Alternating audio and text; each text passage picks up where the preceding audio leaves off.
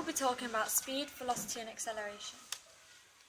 Speed is a scalar quantity, which means it's only magnitude, which is size, measured in meters per second. We know that we can find the average speed at which something moves. We can use the equation speed equals distance divided by time. If we're given the distance that a car has travelled and the time that it took, then we can divide the distance it had travelled by the time it took. This will give us its average speed. Using the same idea, if we're given the speed of a car and we're given the distance that it had travelled, we can find out how long it took to travel that far. Rearrange the equation to be time equals distance divided by speed, or use the triangle to find out. Velocity. You need to be able to know for the exam that velocity is speed in a given direction. For example, the same car we used before can be travelling 10 metres due east. It is probably defined as the rate of change of direction.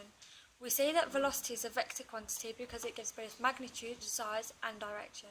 When a moving object changes direction, it changes velocity, which we call acceleration.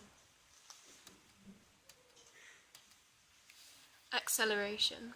Acceleration is the rate at which something changes speed and is measured in meters per second squared. This means that the speed is not steady and is either speeding up or down. If the object is accelerating with a negative figure, for example, -3 meters per second squared, we say that it's decelerating. It's calculated with the equation acceleration equals change in speed divided by time taken. For example, if a car's speed changes from 5 meters per second to 10 meters per second, the change in speed is 5 meters per second. If this change in speed took 10 seconds, we find the acceleration by dividing 5 meters per second by 10 seconds. The acceleration is then 0.5 meters per second squared.